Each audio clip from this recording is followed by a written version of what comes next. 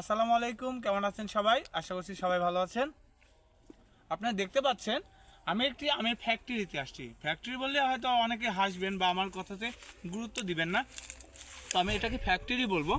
কারণ আপনি দেখেন একটি গাছে, অনেক গাছে এখন মুকুল আসতেছে, কোনো গাছে মটর দানা, কোনো গাছে একটু বড়, কোনো গাছে আর একটু বড়, কোনো গাছে আর একটু বড়, এমন পুরা বাগানটা।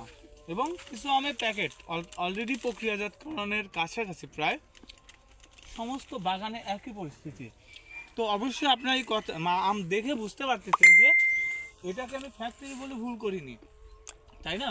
কারণ কিভাবে সম্ভব, দেখেন মহান আল্লাহ তাআলা এত সুন্দর আম দিছে, প্রতি ঝোপাতে 10টা 12টা 15টা করে।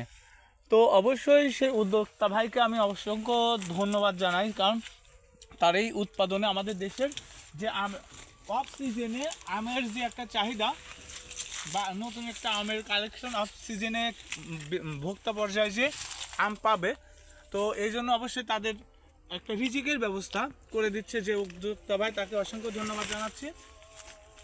আর যদি কেউ আপনারা অবশ্যই এখানে অনলাইনে আম বিক্রি হয় না, কিন্তু যদি আপনারা বাজার থেকে নিতে চান তাহলে অবশ্যই চাঁপাইনবাবগঞ্জের বিভিন্ন এরিয়া অথবা রাজশাহীর বিভিন্ন এরিয়াতে আসতে পারেন। আর যদি পরামর্শ নিতে চান অবশ্যই আমি সেই উদ্যোক্তার নাম্বার দিয়ে আপনাদেরকে সহযোগিতা করতে পারবো। ধন্যবাদ সবাইকে।